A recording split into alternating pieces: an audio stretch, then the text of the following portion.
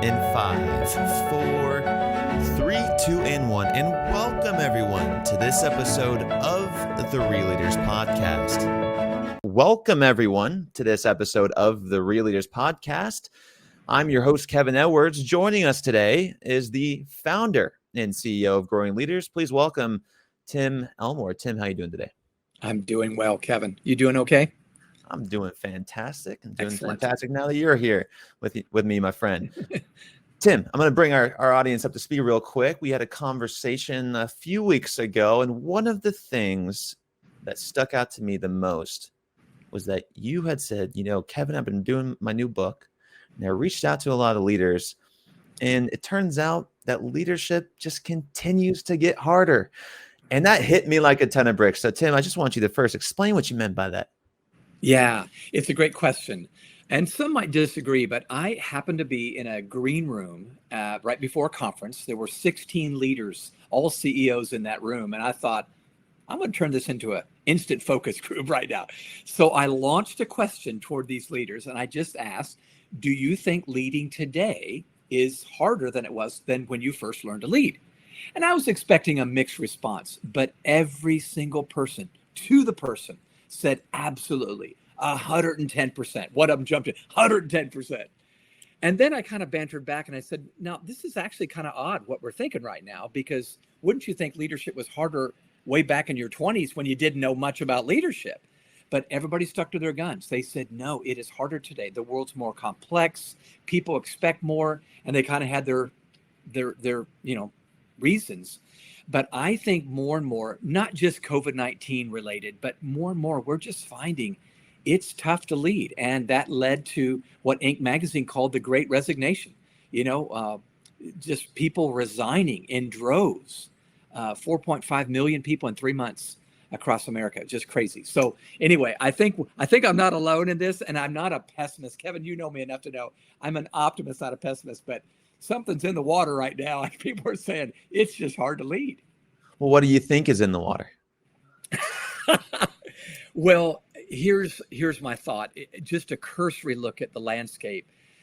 People are coming to our teams with higher levels of education than they ever have before. I mean, let's just face it. The Gen Z and millennials are far more educated than their grandparents' generation was. I think they come with more, but a greater sense of entitlement. And I'm not throwing people under the bus, but we all feel entitled to more today than we did. Well, here's an example. 100 years ago, we didn't expect to sit in an air-conditioned room to do our business. There was no air conditioning 100 years. So, our expectations of entitlement just go up. And I think that's a third one. We just expect more from our leaders. We are armchair quarterbacks. We got social media. I'm exposed to all the flaws of these leaders today. And so I think many leaders are feeling like they're under a microscope. I'm sure they do. So anyway, you kind of push that all together, put that in a blender and mix it up, and it just creates just higher levels of tension and stress for leaders who are trying to get it right. They really do love their mission. They love their people, but it just seems like trust is a hard thing to come by. People err on the side of distrust today. We're polarized. So anyway, we're going to get to some good news, hopefully, in this conversation, but I do think it's just tough to lead. It is not an easy task, and it's not for the faint-hearted. There's so many good points in there. And the concept I first want to talk about is education and learning. Yeah. It's a fallacy that you can go to school to learn about leadership. Yeah. You have to experience it.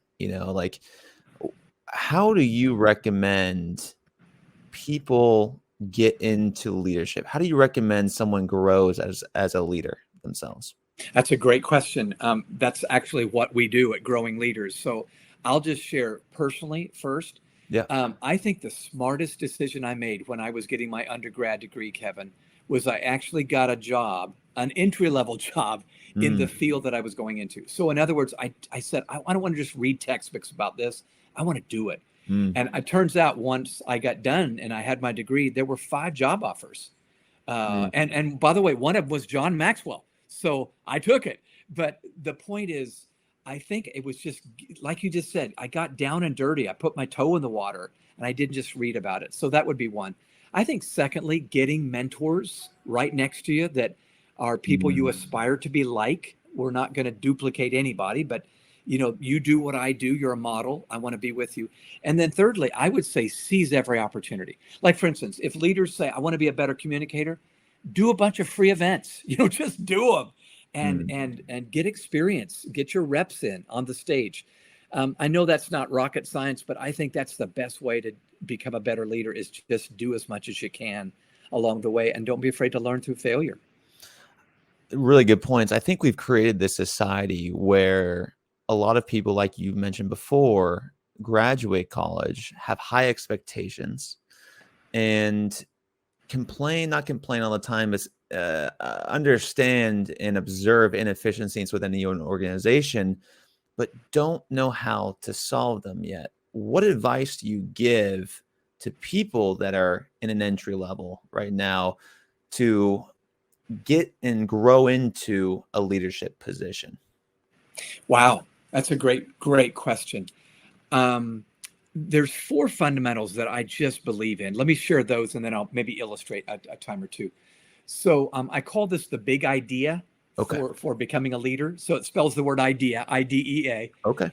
I think first we need to seek out as much instruction, there's a letter I, as we can. So I am for going to events and conferences. I know sometimes we can get conferenced out, but I just think that's good. I read 2 books a month. I'm not a fast reader, but I'm still growing and learning. So that's the letter I, instruction. The letter D is demonstration. I need to get close to somebody that's doing it and watch them doing it, or watch somebody fail at doing it. I can learn from both successes and failures, but I've come to believe that people do what people see, not what they just hear. Parents know that, don't we? I mean, if you got kids, you can have the best lectures in the world, but they're watching your model or your example, and they're not always following your lecture.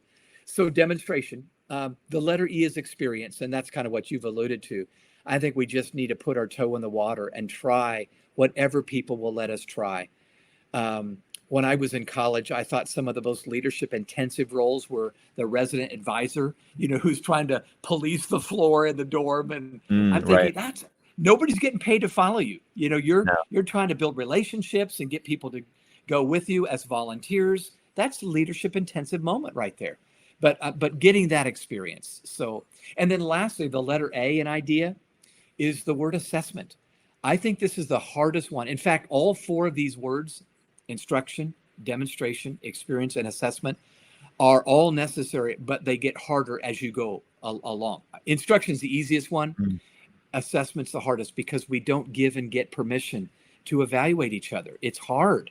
We hurt each other's feelings, and we don't always want that hard, wise counsel that we think we do. So we need to play that little game. What's it like to be on the other side of me? And get people to speak into our lives that way. But those would be 4 that I just think they've transformed me over the last 40 years of my career. And that's what I want to talk about right now is what you're sharing is those 40 years. How has your perspective changed, from this entry-level position to now where you are? When we think about buy-in and getting members to buy in without paying them like an RA or something like that, how has your leadership perspective changed? Wow. Boy, there's a few. In fact, there's more than a few, Kevin. I don't know. Sure, that's a loaded question. That's true. It is. So the greatest exercise I still practice to this day is I pretend or imagine that none of the people on staff at Growing Leaders get paid. They're all volunteers. How would I lead them if they were just volunteers? Well, I'd be way more relational with them. I'd be way more warm with them. You know what I'm saying? Far more believing and so forth, because I couldn't count on that money doing my work for me. So I just think nonprofit work is harder because oftentimes you have volunteers that they can vote with their feet and they can walk away. So that would be one exercise I still do. I do play the game, what's it like to be on the other side of me? I think that's just a good exercise to play where people are invited to evaluate the CEO and give me the hard truth. That's huge. I also, Kevin, still to this day, every year do an exercise, and it's been so fruitful. I've done it since 1985. I will choose 5 or 6 areas or issues or topics that I want to grow in that next year. Hmm. It may be the art of negotiation. It may be financial investments. It might be communication. But I will then find a person who is a step or two ahead of me in that area. Hmm. So I have a leadership mentor. I have a finance mentor. I have a communication mentor. And I'll get with them once a month or once a quarter. I'll bring a pad of questions. They don't have to do any preparation, just bring themselves. And I'll buy them breakfast or lunch or coffee, and I just grill them with questions. But even now at 61 years old, I am learning and growing. And it's hard for me because I think, doggone it, I should have known that when I was 40, you know. But it's rich for me. And I think the humility that I tend to offer by just showing up saying I want to learn and I'm older than you, sometimes helps the interaction. So I'll stop there. Well, then to stay on this theme of how leadership changes, as you grow, how have you noticed the different problems or constraints leaders face as their companies grow? What would you say the difference is between a small company versus a medium-sized organization? And explain to our audience how you define small and medium. Yeah, that's good. So we went through what Adizes calls the life stations of an organization. The first station is the infant stage. And as an entrepreneur, you just want to be viable. You just want to be legit, and make some money and not be starving at the dinner table. But the next stage is the go-go stage. And that's where you're just seizing every opportunity you can. And we were in that stage at Growing Leaders. We're only 18 years old. 2003 is when we got our official nonprofit status, 501c3. But we're not only donating and giving, we're also selling goods and services. So we'll work with Ohio State or Chick-fil-A or Home Depot and sell goods and services. But then we work with also nonprofits who can't afford what we do. So in the go-go stage, Kevin, we are just saying yes to everything. And you and I both know that's not wise. But when you're in that stage, you're just saying, I just want to see what happens. We're now in the adolescent stage of our life cycle where we've got to now say no to probably most opportunities that come our way so we can say yes to the best. I realize that is cliche to say that, but we're now saying no to so many, and it's just right. And it's so hard for me because I have FOMO and, FOBO, fear of a better offer, that sort of thing. And so I'm human even now, and I shouldn't be anymore, but I am. But I know what we're doing is right, and we're zeroing in, and we're becoming, to use one of our habitudes. Habitudes are images that form leadership habits and attitudes. Our image is rivers and floods. We got to be a river, not a flood. We can't be flowing in every direction. We got to be flowing in a single direction, and that's what a river is. And I'm now wrestling to become a river, not a flood. I totally understand, because that's kind of like where we're going to right now. And saying no to something is very difficult to do if you are not clear, as you mentioned, zeroed in on a core focus. What are some exercises a leader can do to bring clarity to his or her vision and then get the members to actually buy in if they've been stuck in these responsibilities for quite some time? Yeah, that's a great question. I think first, it's wise to look at what's happening in your organization, even if it's small and new, and say, where's the most traction? Where's our greatest, fastest growth coming from?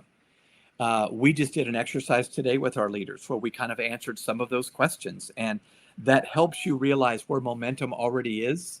And you tend to want to jump on board with where the momentum's going, if indeed it's within your wheelhouse. Right. So I think that's one hard but real exercise. I think a lot of times leaders are wishing it was something else. I wish IBM was calling us for consulting or whatever, and they're not. So we need to say, all right, where do we have traction?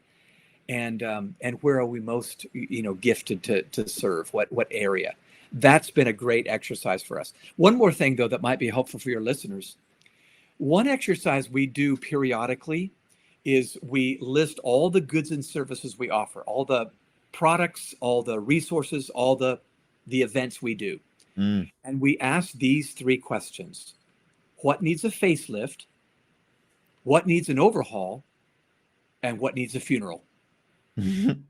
So facelift it's a good idea. It's a great product. It just needs to be updated to this year not 5 years ago, Overhaul is, wow, that was a good idea back in 2010, but we need to overhaul that sucker right now. And then funeral, that's the hardest thing. I've written 37 books now, and we're not selling all 37. I have to leave the room because they're my babies, and I don't want to give those up, but we have to sometimes. They're just not, we can't monetize them, and they're not fulfilling our mission in 2021. So anyway, that exercise is so helpful, but so hard. And let's just spitball here. Let's say you Okay. have one of your initiatives in your organization, events, and now you see, okay, events, now that maybe people want to travel, what else? You've hired a team to put these events on. What's your philosophy on how you rework their roles or position them in the company or let them go? Wow, that's a great question. Well, we have had to reorg and give people new jobs. I try to err on the side of offering dignity, which I just think is just good leadership. I don't think I'm profound, where you say, we're needing to make a change here, and I want you to stay on this team if you'd like to, but this is going to be your new role. So it's more of a mental and emotional, social and emotional exchange right there. You're speaking to their emotions and their heart, not, do you want money still? Of course they want a paycheck. But I'd love you to stay. Do you want to stay if this is the new reality? And I want to put it in their court. Now, Kevin, you just said a mouthful. Maybe you're repurposing the organization and you're going, I don't know if so-and-so really fits. Then I may not be able to stay. We want you to stay, with honesty. And that's where I just need to be honest with them and say, I don't think there's a place for you to be in your strength area. And I want you in your strength area. I want the best for you, and I don't think it's here anymore. Obviously, that's a longer conversation than 2 sentences, but I think that's what we have to do. How bullish are you, Tim, on core values and making sure that the people within your current organization accept those values and that those values manifest in the products and services that you put out into the world? Yeah, I'm super bullish on it. I don't think people would say I'm a mean person, but when I get close to mean, we have 6, like many companies do, core values. They're short phrases. One is make it better. Another one is begin with belief. Those were 2 we're focusing on more recently. I want us to list actions that we're doing weekly that say that's a core value.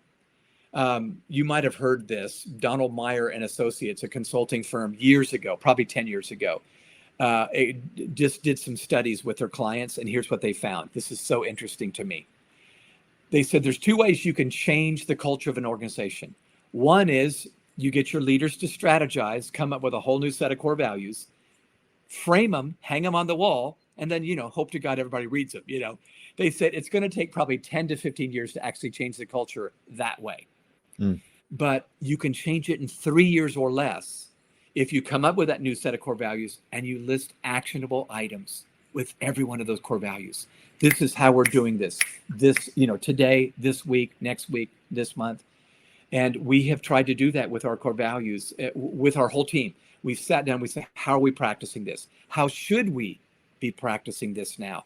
And it's been rich for me as well. I have failed. There's been one of our core values I have not done well on. And it's begin with belief. Kevin, I believe in people, probably to a fault. But because of COVID, I got in a very stressed place, like Carey Nieuwhof talked about in one of your recent podcasts. I love Carey. And he, the whole burnout thing. And here's the symptom I saw. I'm no longer believing the best about these people. I'm starting to think the worst. And I don't like that about me. And so what do I need to do to get in position to begin to really approach them believing they're capable of doing everything we've asked them to do? Yeah. Now, what about the hiring process? How do you use your core values in the hiring process? Well, we walk through them, and we have outlined questions that don't tip them off as to what the core value is, but we ask questions that will let us know they have done this at a past job, if that makes sense. Yes. And we've gotten, those are fairly recent, Kevin. I wish I could say we've done that for 15 years. It's been more in the last couple of years. We just got better at avoiding the wrong hire, and really making sure we're hiring the right person that not only is healthy, but they really fit who we are. Yeah. And Tim, I mentioned at the very beginning of the show, we have these peer groups, and a lot of these members Yeah. have very large organizations where they're not really involved in the hiring process anymore. What is your like philosophy or advice to those CEOs who are struggling to find the right employees but aren't in the day-to-day hiring interviews? Well, I can tell you what I do. I don't know if it's the best answer in the world, but it's my answer. I stay close to our hiring managers, our HR folks, and I love them. I love them. But so it's not hard for me to have lunch, but I just want to stay close to them because they're close to the hires. And then I make sure that as part of the journey, I am, as the founder, and I don't think I'm amazing, but I just want to make sure the DNA that was here at the beginning stays in it when I'm now separated, like you just said.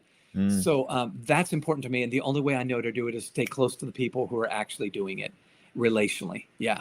I love that. Like the building blocks of life. That's right. What makes up the company must stay in. It has to stay in. Yeah, I think so. Yeah. How do you recognize if you're going away from that? You're sitting down. Yeah, you're sitting down, and you realize one day you kind of take you go on a trip, you come back, and you go, gosh, we're really not the same company that we were. Yeah. How do you? Is there a way you can recognize it? Does it come to you as a leader? Yeah. Here's what's happened in our organization.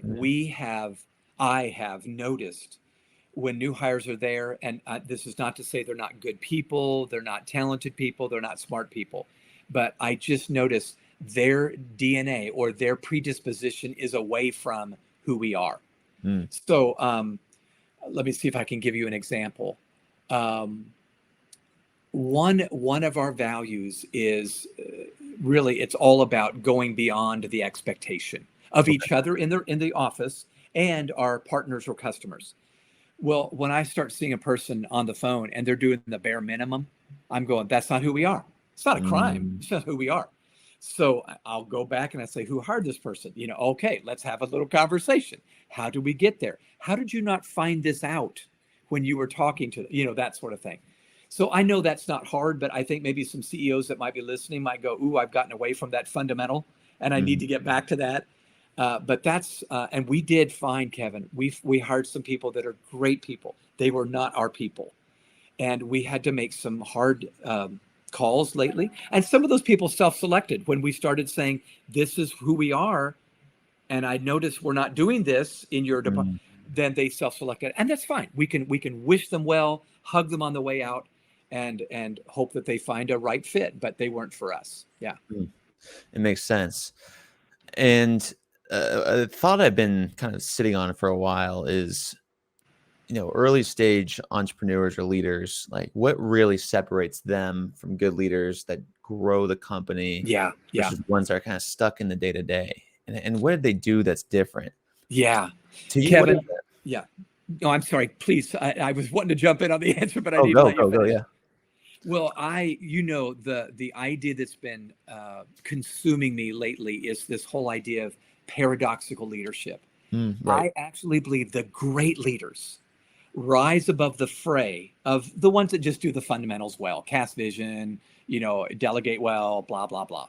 I think the great ones balance paradoxes. So a couple of examples would be they're both confident and they're humble.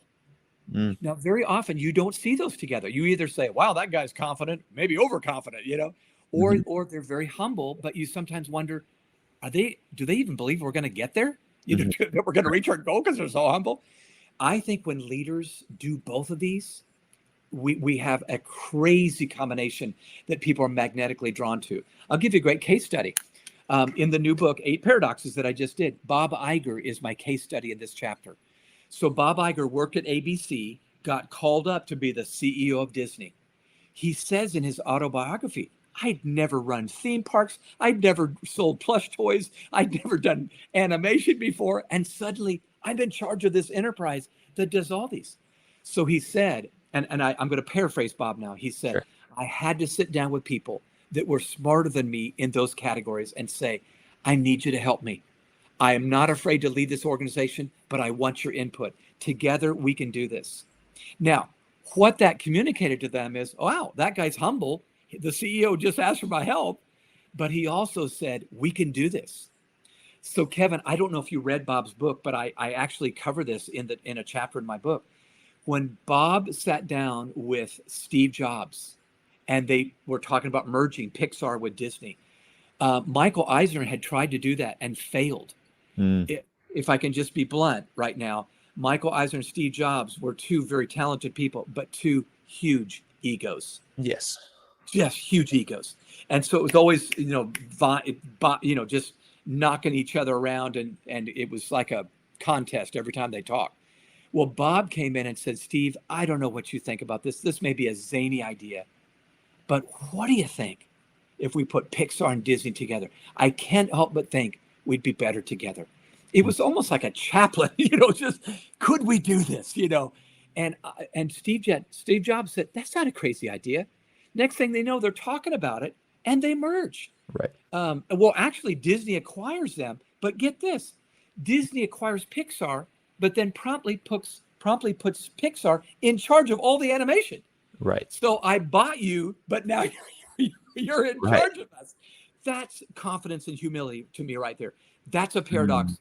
I just think in the 21st century, we got to nail this down, these paradoxes.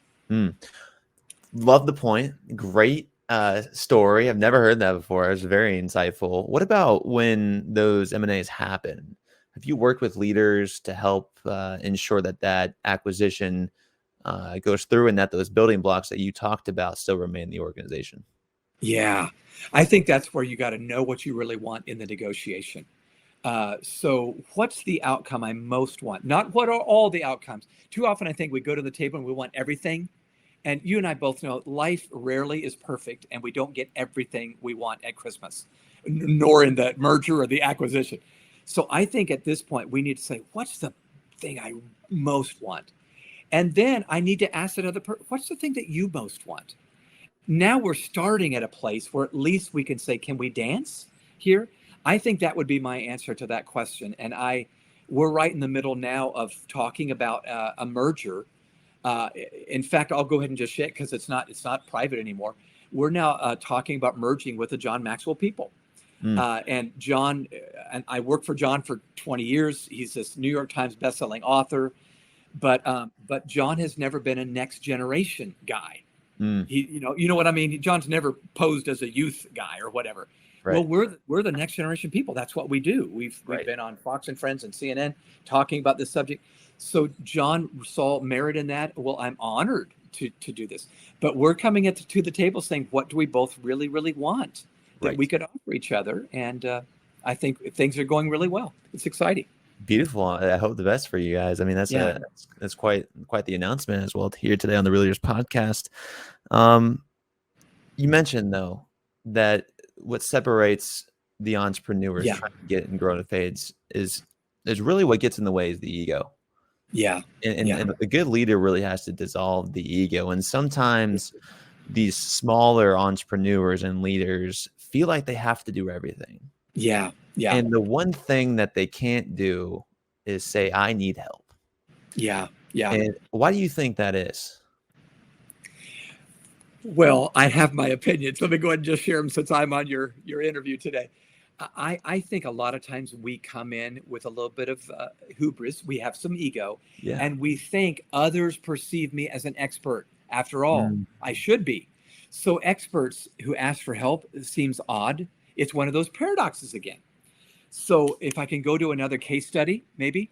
Another of the 8 paradoxes is I need to be both a teacher and a learner simultaneously. And Kevin, you probably know the Angela Arendt story, but if I can share it with your listeners now. Share it. Okay. Angela Arendt, years ago in 2006, was asked to become the CEO of Burberry Coats in London, England. Burberry's a high fashion, plaid, rich. Most of their customers were rich women who bought really expensive coats for $2,000 a piece. Well, the brand was in decline. They were not selling as many coats. It was not a hip brand anymore. So Mm. Angela came in, and this is so cool what she did. She was the CEO, so she shook hands with all of her other executives, her C-suite colleagues. But then the first thing she did was she met with her youngest employees, the 20-somethings, the interns. And she said, all right, we're not reaching millennials right now. We're not reaching Gen Z. How do we need to do this? And she became a learner as the CEO. Well, Kevin, they came up with all kinds of great ideas. One of the ideas they came up with is the art of the trench. The art of the trench. And what it was a special page on their website where they wanted their customers to post pictures of themselves in their Burberry coats, like trench coats. Well, it took off because, as you know, millennials like to take pictures of themselves. We like selfies. So suddenly and over time, myriads of pictures of their coat. And suddenly the 28-year-old is buying their coat, not the 88-year-old. Mm. And it took off. But Angela says, I'm telling you, it's because I was a learner, not just a teacher, to turn this brand around. And I won't go into any further, but I think that's a paradox that a lot of entrepreneurs and leaders with egos, it's hard for them. So can I give you an assignment? Can I give listeners assignment? Reverse mentoring. So reverse mentoring is something that Jack Welch, I talk about this in the 8 Paradoxes book, and so that's why I know this so well. Jack Welch, back in the 1990s, when he was CEO of General Electric, if you remember back in the 90s, computers were a new gizmo in the office. This was, oh my, OMG, you know. Well, his 58-year-old executives weren't really at home with these computers. They'd done really well with the old way of doing things. But their newest hires right out of college really got the computer. And so he said, all right, I want to put the managers and the executives, I want to pair them up with the 22-year-old or 23-year-old, and you're going to do reverse mentoring. And here's what reverse mentoring is. Older person, he didn't say it this way, but seasoned veteran, I want you to pour into that young rookie and share with them the ways of our company, how to win here. But younger person, I want you to show them the computer, the laptop. I want you to say how we might be able to use digital technology better to market. And so both sides were adding dignity to each other by sharing from their strength. And of course, they had commonalities. They suddenly realized they got a lot in common with this 22-year-old that I didn't realize. And I mean, General Electric benefited from reverse mentoring. Angela Arendt's benefited from reverse mentoring. Maybe the seasoned veterans listening might benefit from listening to that person that could be their son or daughter, and they work for them, and say, can I listen half the time here and see what I can learn? I think that just is a win-win. I love that concept, reverse mentoring. Yeah. The question that pops into my head next, and this is not an either or question, but you have internal feedback from the youth in the company, and then you have external feedback from your customers. If you were to do that all over again, if you were to be that CEO in Burberry, are you putting a percentage on how much you're listening to your customers versus your internal youth? How do you approach learning about your products, your services when you step into a new role? Well, it's a great question. And I think the answer is you do need to listen to both the customer and the young teammate. I really believe in Jim Collins' idea of shooting bullets before cannonballs. So I will listen to our team first that are on the phone with our partners and customers. And they're going, I tell you what I'm hearing over and over and over. So we come up with a concept and then we beta test it. This is not a new idea, but that's the shooting the bullet. Do something that doesn't cost a lot, where you shoot a bullet, then you realize, okay, we're hitting the target. Now we can waste a cannonball, sending it out over there. And a cannonball costs $100, not $5. So I think that's the right way to go. Talk to your teammates, come up with some ideas, and then beta test them with the bullet, and then launch. Maybe before it's perfect, launch a cannonball and say, let's try a wider audience and see if this really is the right idea. Tim, you've mentioned a few times within your own organization with the acquisition and now with Burberry, the importance of reverse mentoring and listening to the next generation. What are some concepts you can bring other than reverse mentoring to organizations who aren't quite thinking about that right now and are in B2B sales and don't quite necessarily see the value in that. So the value specifically in the next gen input you're meaning, or Yeah. okay, yeah. Well, far too often we find this when we work with companies or organizations. We really are focused on the next gen. I would say, one, if I were to, let's say you're a CEO, well, you are, but let's say you and I were to sit down and you were to say, Tim, I need help. I got a bunch of young employees. I would say, don't assume trust from them. I think they have seen so much polarization in our culture today, and so many, let's just say, baby boomers that have got it wrong.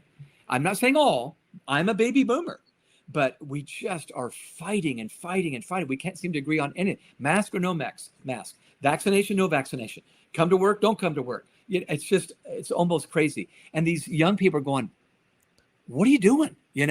Why can't you guys get together on anything? So I think I need to assume they're not going to trust quickly, and I need to earn that trust. So trust must be earned.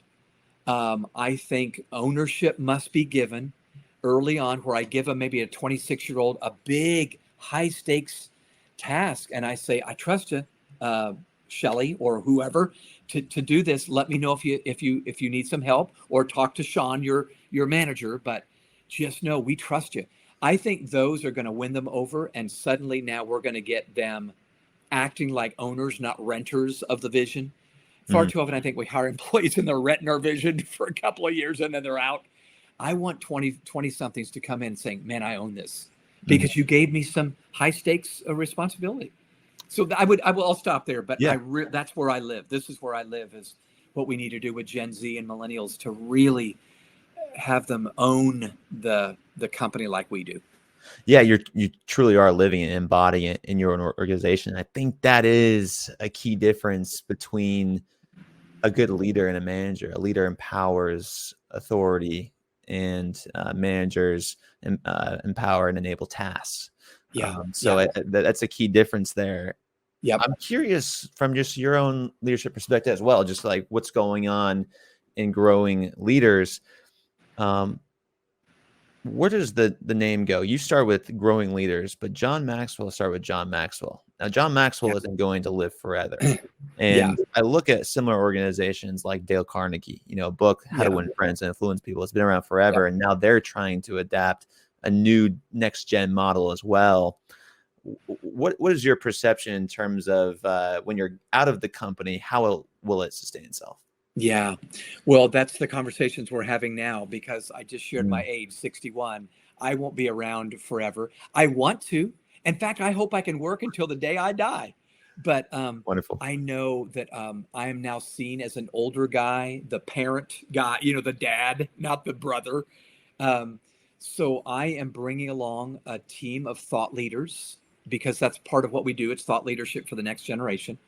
So I've got some people. We just had a think tank of potential thought leaders, men and women, that were together. And I've got one person on our team that I think could be not the next Tim Elmore, but the next edition of the leader here, who will be our face to our organization. So that would be one. I think we've got to cultivate that kind of talent. I think succession planning is huge for us right now. I didn't from the very beginning want this to be the Tim Elmore enterprise. One, I'm certainly not John Maxwell. I don't have that persona, and I don't pretend to. But I do think we had an idea early on. In fact, let me just tell you, the idea was to focus on the emerging generation, because that's where the future lies. And our pedagogy, the way we deliver leadership development content, have to be very different. So we teach with images, conversations, and experiences. So we teach a timeless principle, like I shared before, rivers and floods. That's about focus. Right. Well, the photograph on the screen is a big picture of a flooding a house. You can't forget that picture when you look at it. In fact, it's right behind. I was going to ask you about that. Yeah. So we just believe that images are the language of the 21st century, not words. I love words, but images. I mean, think about it. The next gen is on Instagram, Snapchat, TikTok. I mean, they're using images right now. We better leverage metaphors and images better if we're going to communicate to the next generation. So habitudes, are images that form leadership habits and attitudes. It's a 9-course curriculum that, you know, a company or a school can use to talk to the next generation. And here's the key, what I love about it most, Kevin. Pictures are worth 1,000 words. That's right. So you have engagement. It's not a lecture. This is kind of a pithy phrase. Please forgive me, but I say pictures beat lectures. Pictures beat lectures. Pictures beat lectures every day. So we have conversation. We have discussion. Now we're owning the application. So anyway, I didn't mean to turn that into a sales pitch, but that's what I think about, and that's what was different about Growing Leaders. And I think they're evergreen. We're now in year 19 of the use of these images, and they're being purchased more than ever because I think images are just so. Now we may change the photograph itself, but the image of rivers and floods, or chess and checkers, or drivers and passengers seems to be timeless, and the concept, the principle. So here's another paradox. I think great leaders need to be timely and timeless. So timely is I need a really good delivery that's timely for 2021 or 2022, but the timeless principle may not change. You and I both, I believe there are timeless leadership principles that will never go away. Honesty and integrity, that's timeless. Discipline, that's timeless. So how do we say that in a way? So can I teach one of our habitudes? Please. So one of our habitudes is called bottled water. Listeners, I'm now holding a bottle of water in my hand. Kevin can see me. This bottle of water is a picture of both the timely and the timeless. I think relevant leaders use what is cultural to say what is timeless. Now, the water inside this bottle is timeless. Civilizations all down through history have always needed water. Ancient China, ancient Egypt, we all need water. Doesn't matter when you live. The container we pour it from, well, this is a 2021 Atlanta, Georgia model that I have in my hand right now. It's a bottle of water that was put out recently. Ancient Egypt did not pour from a container that looked like this. So what keeps changing? We keep changing the container to get the water to the people. Right. And I'm just saying, we've got to change our containers to get these timeless principles. So if listeners, if you're a parent, would you not agree? You learn something, your kids may learn a very different way. Are you willing to change your container to get the water to them? That's what we're saying. It's effective virtually everywhere in every type of language. Yeah. Right. Yeah. And so I think that's what's so powerful. I remember watching the Olympics opening ceremony, and I didn't realize that they started calligraphy from the first Japanese Olympics, and they were talking about that. And they're like, you know, this is what started. We came together. Yeah. We were trying to figure out how to describe each sport in different types of languages, and they came up with a picture. And they've lasted now forever. You know, timely and timeless. It's this great. And then you look at the next generation. You look at emojis, how people can communicate across the world through emojis. It's pretty fascinating and a great little thing that leaders can do to get a message across. Absolutely, no doubt about it. So, Tim, where are you now along your journey of leadership? Where do you see yourself going? And fill our audience in on how you perceive what a good leader means to you. Wow. Well, I am working more and more toward this descriptor that I think is what you're asking. Kevin, please tell me if I'm wrong or if I'm not getting this right. Yeah. I want to be a life-giving leader. So certainly authentic. I want to be real. I don't want to fake it till I make it or be plastic or, artificial. I don't want to have a filter on my photograph.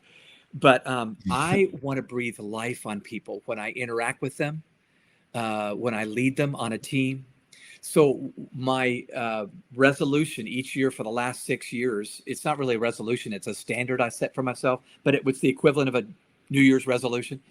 If I have 10 minutes or more to spend with a person at a gas station, grocery store, if I'm interacting with them, 10 minutes or more, I want to do or say something that breathes life on them. It may be just a word of encouragement that I offer them. They go, oh my gosh, thank you. It may be recommending a great book that I just read. But in 10 minutes, you're not a stranger anymore. You can kind of say that. It might be putting them in touch with somebody that I know that they could meet. And oh my gosh, I want them to walk away and say, I don't even know that guy's name, but I love the fact that I just met him because I feel like I can live today better. That's now that sounds like Zig Ziglar right now, I guess, but I want to live that way. And I'm hoping even today, this has breathed life on people that would say, I listened and I feel I can do this better now. So that's my description of a great leader. Well, I think I can, speak for our audience when it says you have provided some energy throughout this conversation today. It's woken me up on this second of double headers today. And that was a great answer to 3 questions, really. But you answered the actual question: where are you now? How do you perceive leadership? And that's why I want to bring this home, Tim Elmore. What do you think your definition of a real leader is? Wow. I believe a real leader is an authentic person who leads themselves and is able then to breathe life on others and influence them. Now, that was not a predetermined, as you well know, statement, but I really think leadership does begin with leading myself. I got to lead me before I try to lead anybody else. But once I've done that, I probably am earning the right to lead others because I've led me so well. The truest of leadership is I look at somebody and go, man, I want to be like that guy. Well, why do I say that? Because he's leading his own life so well. I want to be like him when I'm there. So that's what I would say. It's authenticity. It's breathing life on others and influencing them in doing so. For Tim Elmore, I'm Kevin Edwards, asking you to go out there, breathe life into people, and always, folks, keep it real. Thanks, Tim.